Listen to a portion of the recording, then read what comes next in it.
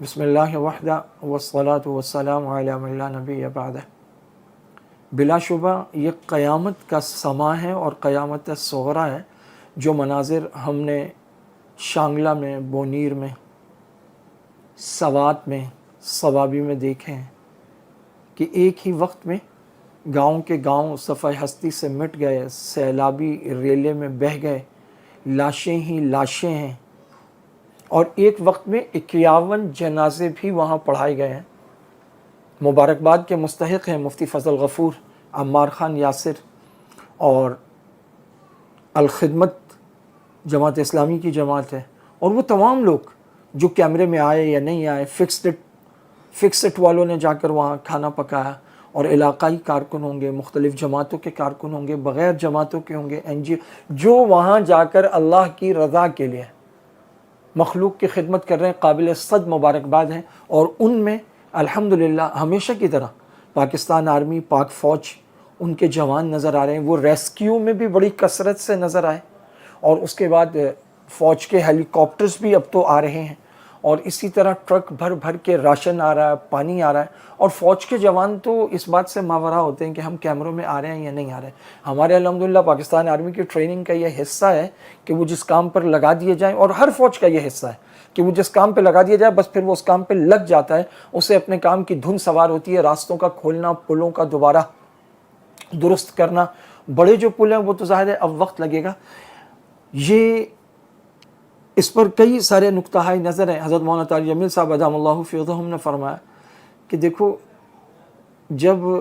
اللہ تعالیٰ کی نافرمانیاں ہوتی ہیں، اور اس میں کوئی شک نہیں ہے، یہ زمین، یہ پہاڑ، یہ آسمان، یہ سب اللہ کے ہاتھ میں ہے، تو فرمایا کہ پھر پہاڑ چیخ اٹھتے ہیں، پھر بادل پھٹ پڑتے ہیں، پھر زمین پانی اگلتی ہے،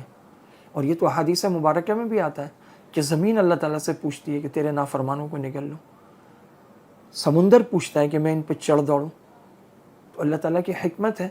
اللہ تعالیٰ نے روک رکھا ہے۔ تو ہم یہ نہیں کہتے کہ جہاں پکڑ نہیں آئی وہاں گناہ نہیں، گناہ تو ہمارے معاشرے میں اب ہر طرف ہے، ملاوٹ ہے، چوری ہے، دھوکہ دہی ہے، اور رشوت ستانی ہے، چاروں طرف امراض پھیلے ہوئے ہیں، اختیارات کا ناجائز استعمال ہے، اور سب سے بڑی بات اللہ کا گھر مسجد وہ شہید کر دی گئی چاروں طرف سے روڈ بلاک کر کے۔ تو عذاب الہی کو تو ہم خود دعوت دے رہے ہیں، اور اس میں سب سے بڑی چیز سود پر ہم نے ملک کے لیے قرضے لے رکھے ہیں، اور ہم ملکی اثاثے گروی رکھتے چلے جا رہے ہیں۔ ہمارے ہاں حکومتوں کے آنے اور جانے پر سوال اٹھتے ہیں کہ نہ ان کا آنا فیئر ہوتا ہے، نہ ان کا جانا فیئر ہوتا ہے۔ اور ہمارے ہاں ایک نیا مرض جو پچھلے 10-15 سال میں عام ہوا ہے کہ ہم دین کا حکم ٹوٹتا دکھائی دیتا ہے، اس پر نہیں بولتے، اور جب بات اپنی جماعت اور اپنے لیڈر پر آتی ہے تو اس پر بولتے ہیں۔ آپ تنظیم اسلامی کی مثال لے لیں، انہوں نے منکرین قرآن کو ساتھ لے کر، ابھی شہنشاہ نقوی کا کلپ آیا جس میں وہ کہہ رہا ہے کہ اگر تم ہماری عزاداری پہ پابندی کی بات کرتے ہو تو سارے یہاں سے عزم کر کے اٹھو کہ اب ہم تراویح کو بند کر دیں گے، اگر تمہارے نزدیک عزاداری کوئی ایسی چیز ہے تو ہمارے نزدیک بھی کچھ چیزیں بدعت ہیں، تو پھر وہ بھی یعنی وہ قرآن بند کرنے کی، جو مسلمان 20 تراویح پڑھتے ہیں یا 8 تراویح، اس نے کہا تراویح بند کر دو، قرآن کا پڑھنا پڑھانا جن کو برداشت نہیں ہے، یہ لوگ آپ دیکھیں۔ تو منکرین قرآن کو ساتھ لے کر تنظیم اسلامی نے اپنا متفقہ ترجمہ قرآن لانچ کیا، ملغوبہ تیار کیا، اور غلط طریقے سے تقریضات لیں، بزرگوں کو دھوکہ دیا۔ اب جب یہ حکم ٹوٹ رہا تھا تو یہ تنظیم اسلامی اور اس کے رفیق اور اس کے قیم اور اس کے کارکنان، اس وقت ان کو کوئی تکلیف نہیں ہوئی، اس وقت ان کو کوئی پرابلم نہیں ہوئی۔ آج جب تنظیم اسلامی اور دی علم فاؤنڈیشن اور شجاع الدین شیخ کے اس گھناؤنے عمل پر علماء بات کر رہے ہیں تو اب انہیں فکر ہو رہی ہے کہ جناب آپ اس پہ کیوں بات کر رہے ہیں، تنظیم پہ کیوں بات کر رہے ہیں۔ اللہ کے دین کے لیے ہم نہیں اٹھتے، اللہ کے حکم ٹوٹتے ہم نہیں اٹھتے، لیکن آپ بات کرتے ہیں کسی جماعت کے قائد، کسی کی لیڈرشپ پر، تو لوگ لڑنے پر اور مارنے پر اتر آتے ہیں۔ یہ مرض ہمارے ہاں آ گیا، اور امراض تو اتنے ہیں، آ اندلیب مل کے کرے آہ زاریاں، تو پکارے ہائے گل میں پکاروں ہائے دل۔ ان امراض میں ایک بزرگ فرما رہے ہیں کہ یہ کلاؤڈ برسٹ اس سے پہلے سنے، اللہ اکبر اللہ اکبر، کلاؤڈ برسٹ اس سے پہلے یہ اصطلاح ہی نہیں سنی گئی۔ وہ بادل، وہ بدلیاں جو پانی لے کر جا رہی ہوتی ہیں، یک دم ایسے پھٹتی ہیں، پہلے تو برستے تھے نا بادل، اب بادل پھٹ رہے ہیں اور گر رہا پانی یکدم،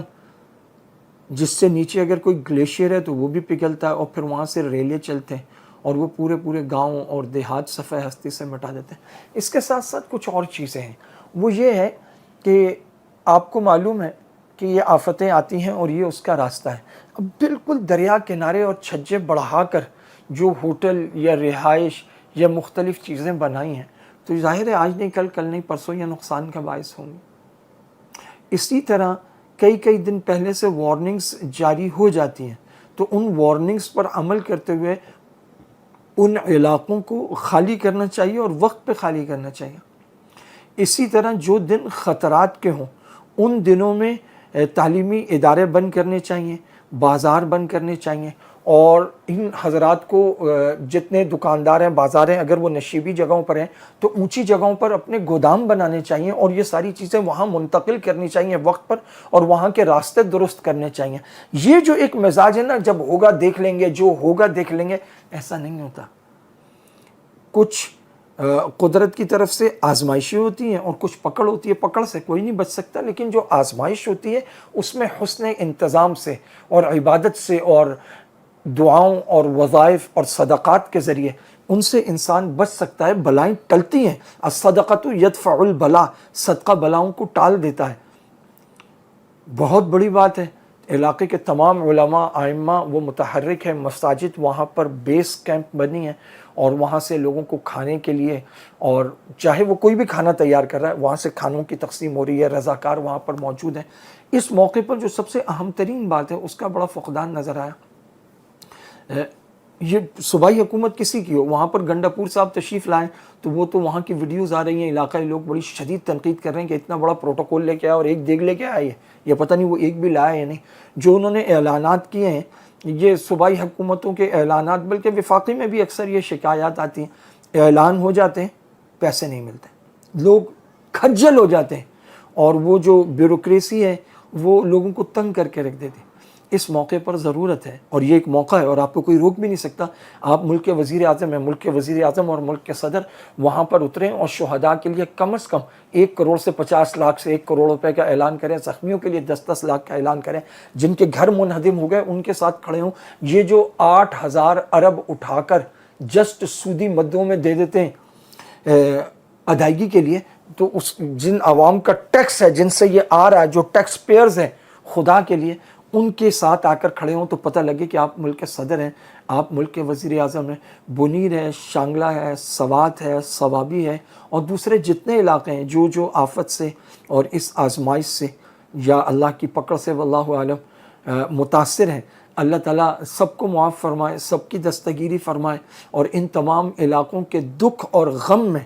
اللہ جانتا ہے، ہم سعد نشریات برابر کے شریک ہیں۔ اللہ رب العزت آپ کی اشک شوئی فرمائے، اللہ رب العزت آپ کو اچھے لوگ عطا فرمائے جو اس دکھ کی گھڑی میں آپ کے ساتھ کھڑے ہوں، اور جو حضرات وہاں کام کر رہے ہیں ان میں سے بعض کے ساتھ میں رابطے میں ہوں۔ اللہ تعالیٰ ہم سے اور تمام پاکستانیوں سے جو بھی استطاعت اور توفیق ہے اس کے مطابق اپنے ان غمزدہ بھائیوں کی خدمت لے لے، اور اللہ تعالیٰ ہمیں پیش بندی کی توفیق عطا فرمائے۔ اسی طرح جہاں جہاں ڈیم بننے ضروری ہیں وہ ڈیم بھی بننے چاہیے، علاقائی سیاست قومی سیاست سے بالاتر ہو کر ہزاروں لوگوں، لاکھوں لوگوں کی زندگیوں کا، ان کے اموال کا تقریباً 10 ارب روپے سے زیادہ کا نقصان ہو گیا ہے، اور یہ علاقے کوئی اتنے بھی امیر علاقے نہیں ہیں، تو بڑا نقصان ہے یہ۔ تو اللہ رب العزت اس کی تلافی عطا فرمائے۔ آپ اگر کثرت سے انا للہ و انا الیہ راجعون پڑھیں گے اس نیت سے، تو حضرت ام سلمہ رضی اللہ تعالیٰ عنہ سے روایت ہے کہ آپ صلی اللہ علیہ وسلم نے فرمایا کہ اللہ تعالیٰ اس سے بہتر عطا فرماتے ہیں، نہ صرف یہ کہ اس کی تلافی فرماتے ہیں بلکہ اس سے بہتر۔ تو کثرت سے اس پر انا للہ و انا الیہ راجعون پڑھیں، اور جن کے پیارے چلے گئے ہم ان سے اظہار تعزیت کرتے ہیں۔ اللہ تعالیٰ تمام مرحومین کی، شہداء کی مغفرت کاملہ فرمائے، اور جتنے لوگ انجرڈ ہیں، زخمی ہیں، اللہ تعالیٰ ان کو شفاء کاملہ عطا فرمائے، اور جو اپنے صاحبان سے، اپنے سرپرستوں سے محروم ہو گئے، اللہ تعالیٰ ان کے لیے غیب سے ایسے رشتہ دار، ایسے اہل لوگوں کا انتظام فرمائے کہ ان کی زندگیاں آسانی سے گزریں۔ وآخر دعوانا ان الحمد للہ رب العالمین۔